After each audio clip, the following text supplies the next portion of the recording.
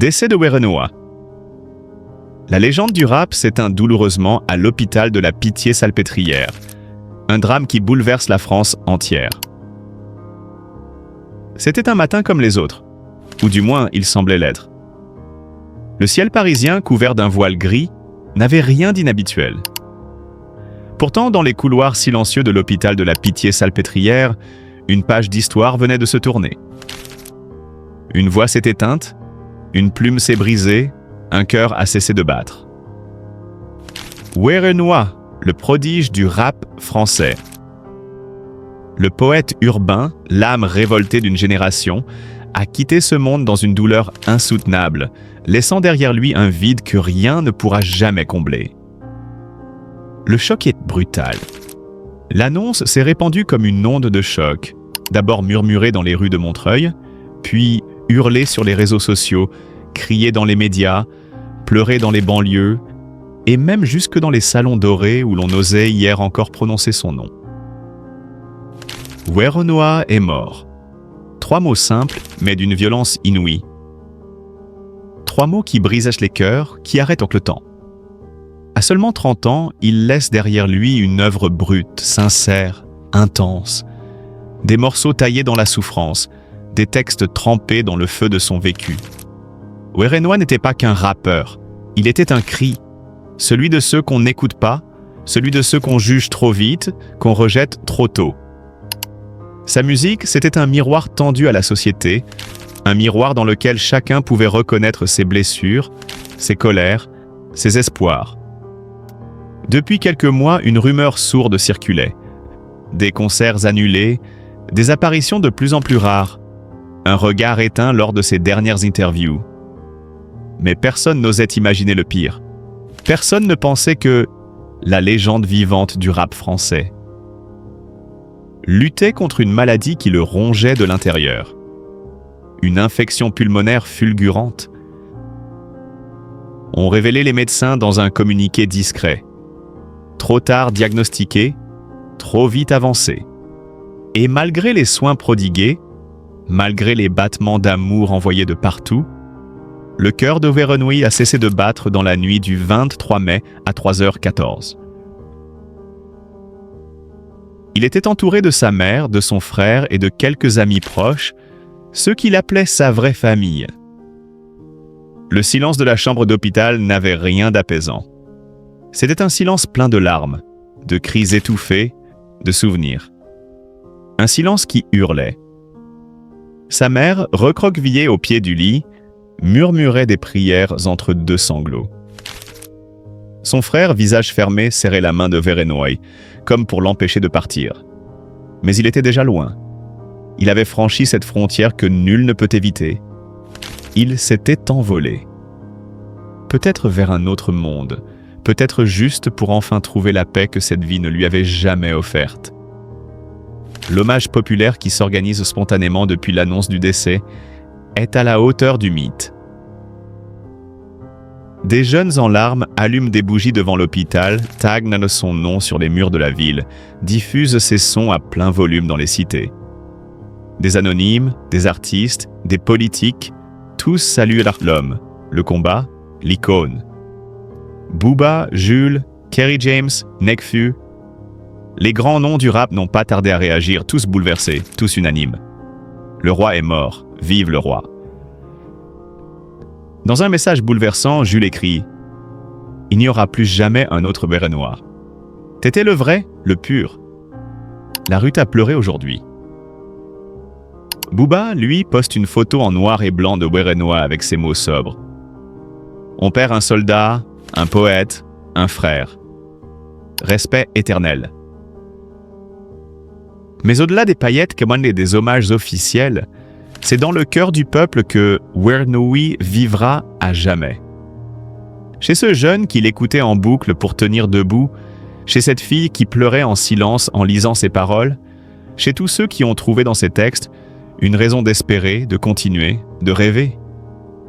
Car Werenoi, c'était ça, un artiste de l'ombre, une lumière pour les oubliés, un poing levé contre l'injustice, un regard franc sur les réalités du bitume. Il ne chantait pas pour plaire, Il criait pour exister. Et par son courage, son authenticité, il a transcendé les frontières du rap pour toucher à l'universel. On se souviendra de son premier album, de cette voix rauque, blessée, qui venait du fond des tripes. On se souviendra de ses punchlines, tranchantes comme des lames. On se souviendra surtout de l'homme, de sa discrétion, de sa fidélité, de sa droiture. Werenoi ne cherchait pas la lumière, il l'était. Aujourd'hui, la France pleure un artiste, mais elle pleure surtout un frère, un fils, un ami.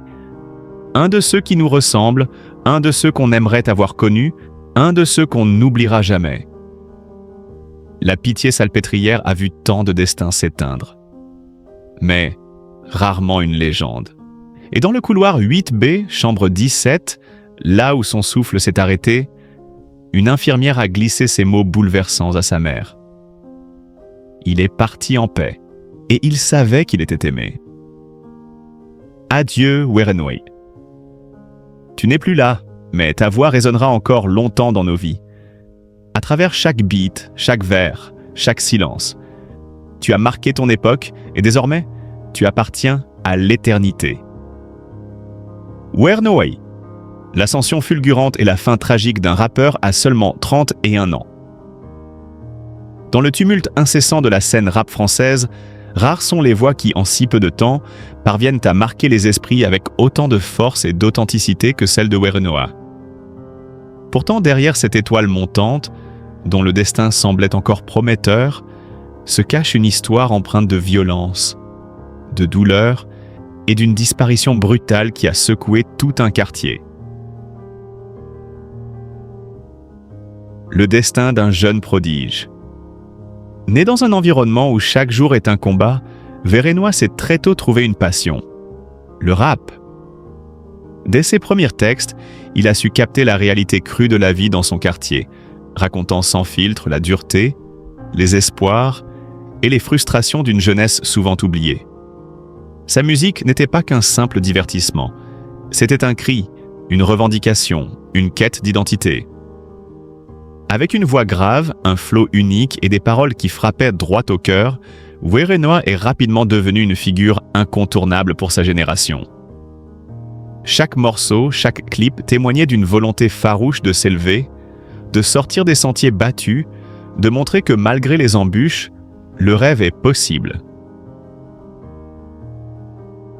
Une mort qui choque la communauté. Mais l'histoire de Werenoi ne s'est pas seulement écrite dans les studios ou sur scène. Elle s'est tragiquement arrêtée, de façon brutale et inattendue, à l'âge de 31 ans. Les circonstances de sa disparition restent encore partiellement obscures, mais une chose est certaine. Ce fut un choc immense, tant pour ses proches que pour ses nombreux fans. Ce jeune homme qui incarnait la force et l'espoir a été arraché à la vie de manière violente, plongeant son quartier dans un deuil profond. Les rues qu'il avait vues grandir et s'épanouir se sont transformées en lieux de mémoire, marqués par une tristesse palpable. L'inhumation dans son quartier. Un dernier hommage. Le choix de l'inhumation dans son propre quartier, là où tout avait commencé, résonne comme un symbole puissant. Ce retour aux racines, dans ce lieu qu'il portait dans son cœur, rappelle que malgré la célébrité grandissante, Werenoi n'a jamais oublié d'où il venait. Sa tombe est devenue un point de ralliement pour une communauté qui pleure un fils prodigue, un artiste authentique, un frère. Lors des funérailles, la ferveur était palpable. Des dizaines de personnes ont tenu à lui rendre hommage, de ses amis d'enfance à ses collaborateurs artistiques, sans oublier ses admirateurs fidèles. Tous unis dans une émotion brute, mêlant douleur, colère et volonté de perpétuer sa mémoire. Une réflexion sur la violence et la précarité. La mort de Werenoi pose aussi une question douloureuse sur la précarité et la violence qui gangrènent certains quartiers. Comment un talent aussi prometteur peut-il être fauché si tôt? Quelle place reste-t-il pour la jeunesse dans ces environnements difficiles?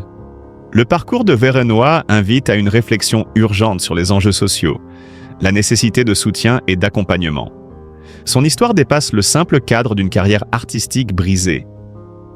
Elle laisse le miroir d'une réalité trop souvent ignorée, celle d'une jeunesse en quête de repères, confrontée à des défis immenses.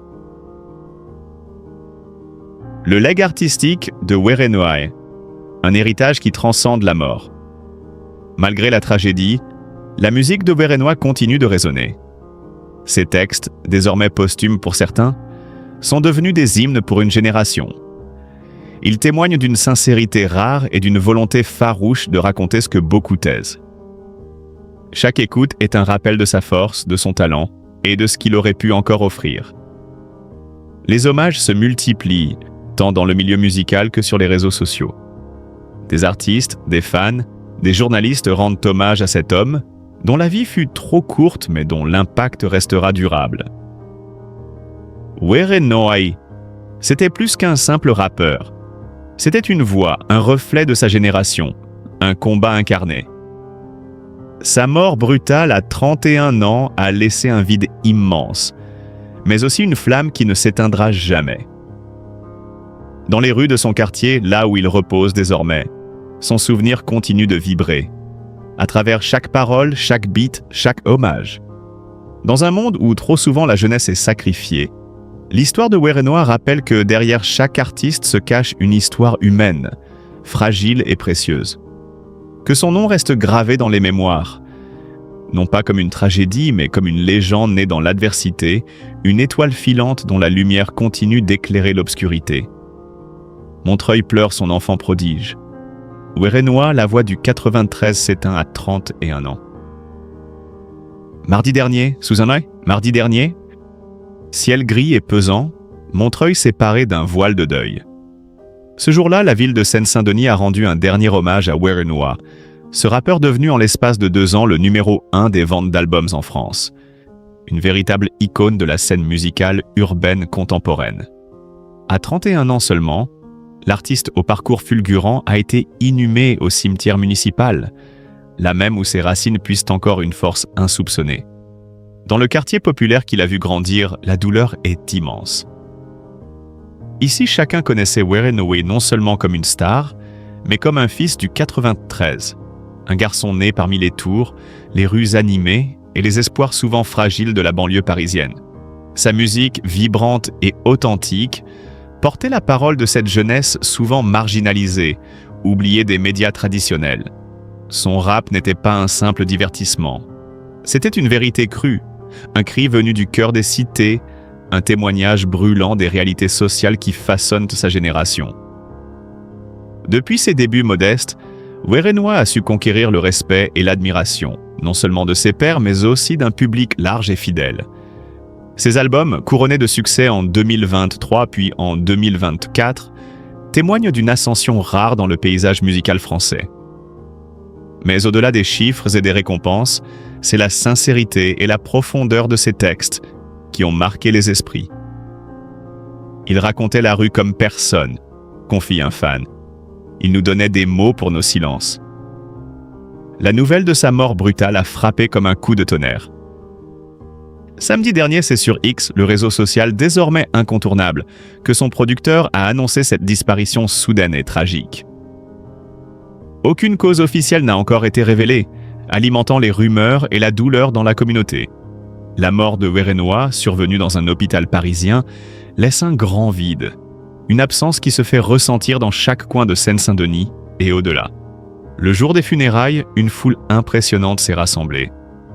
Amis proches, membres de sa famille, artistes, mais aussi des centaines de fans venus de toute la France, ont voulu accompagner l'artiste dans sa dernière demeure.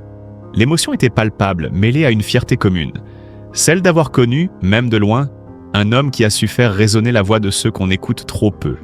Les témoignages se sont succédés, dévoilant peu à peu les facettes multiples de cet homme à la fois complexe et humain. Certains évoquaient sa générosité, son humilité malgré la célébrité, son engagement à défendre ses origines et ses valeurs.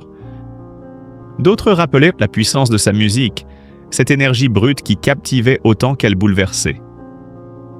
Un ami d'enfance, la voix tremblante, a résumé cette perte. Werenoi, c'était l'espoir incarné, un frère, un modèle. Il n'a jamais oublié d'où il venait. Cette cérémonie, sobre mais chargée de symboles, a aussi été un moment de communion entre une génération qui se reconnaît dans ses paroles et ses combats. Sur les murs de Montreuil, des graffitis en son hommage ont fleuri, témoignant que son héritage ne s'effacera pas avec le temps. Les morceaux de Werenoi tournent encore dans les rues, dans les écouteurs des jeunes qui voient en lui un miroir, un reflet de leur lutte et de leurs rêves. Dans le monde de la musique, les hommages pleuvent. De nombreux artistes de renom, touchés par la disparition de ce talent prometteur, ont exprimé leur chagrin et leur respect. Werenoi était un artiste vrai, une lumière dans notre industrie, a déclaré l'un d'eux lors d'une émission télévisée. Ces mots résonnent comme un écho, un rappel que la musique peut être plus qu'un art, un langage universel, un lien entre les âmes. Mais au-delà de la scène, Werenoi reste avant tout un homme, avec ses forces et ses failles, ses rêves inachevés. Son histoire rappelle cruellement que derrière la célébrité se cache parfois une fragilité invisible. La disparition de Werenoi interpelle, questionne et bouleverse. Elle pousse à réfléchir sur la précarité de la vie, sur la difficulté d'exister dans un monde parfois trop dur, surtout quand on porte sur ses épaules le poids des espoirs d'une communauté entière. Montreuil, ville qu'il a vu naître, grandir, devenir l'un des plus grands noms du rap français, garde désormais un silence lourd.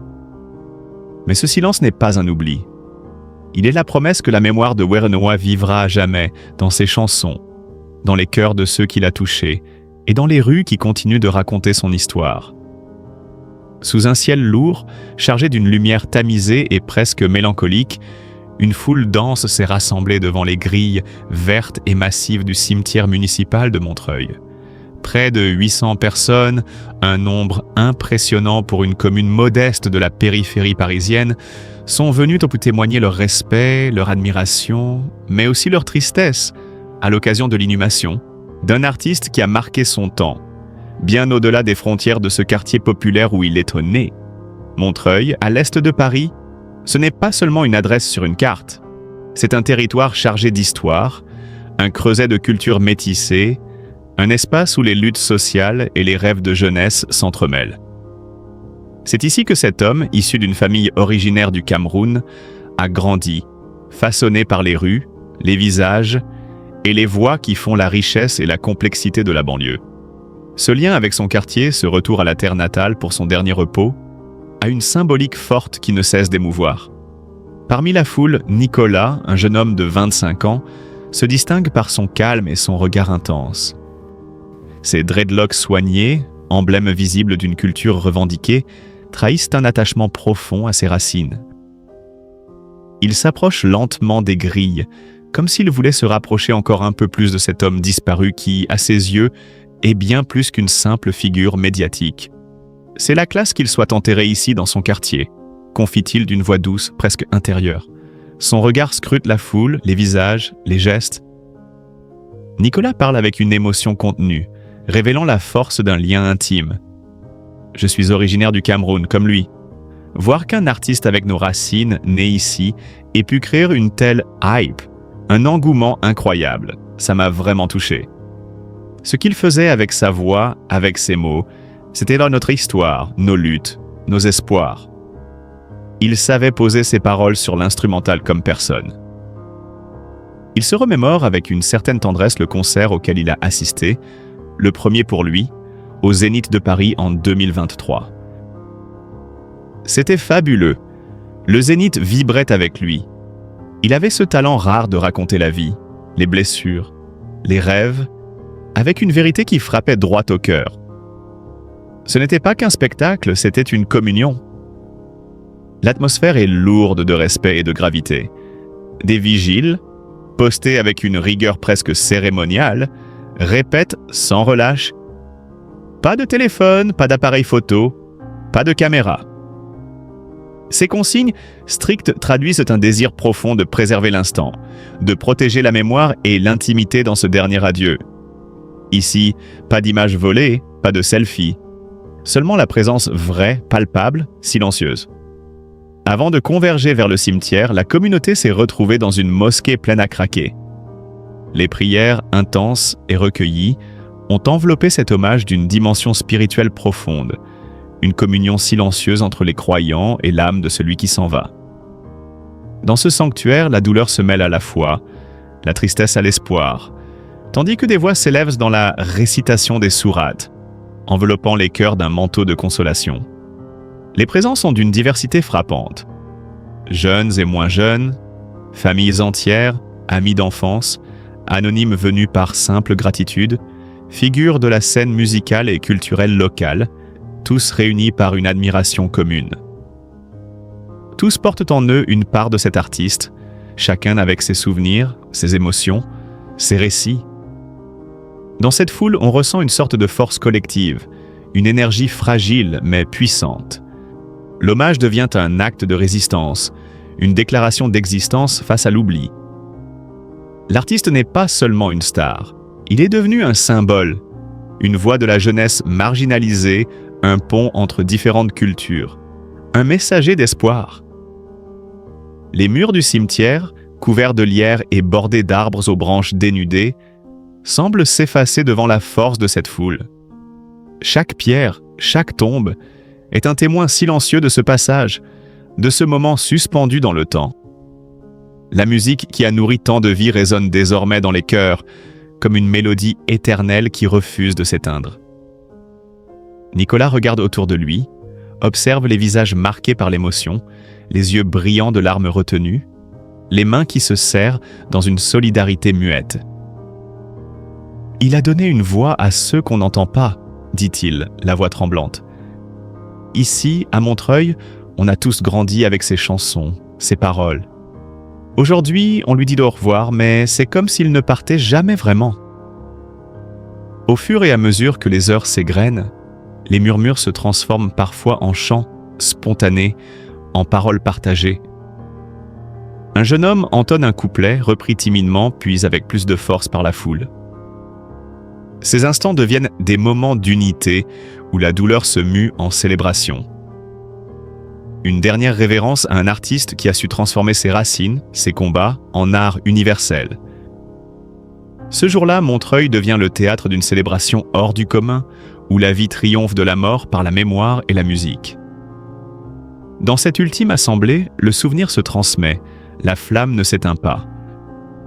Nicolas, comme tous ceux qui sont venus, repartira changé, porteur d'un héritage précieux, d'un exemple de courage et de créativité. Et quand le silence retombera sur les pierres du cimetière, quand les grilles vertes se refermeront doucement derrière la foule dispersée, la musique continuera de vibrer dans les cœurs, plus forte que jamais. Dans les ruelles animées du quartier Jean Moulin, quelque chose de rare et précieux se déploie, une histoire d'authenticité, d'humilité et de respect.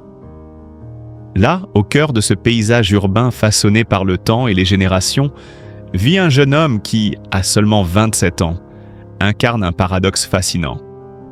Être artiste tout en restant profondément simple, discret, presque invisible aux yeux du grand public.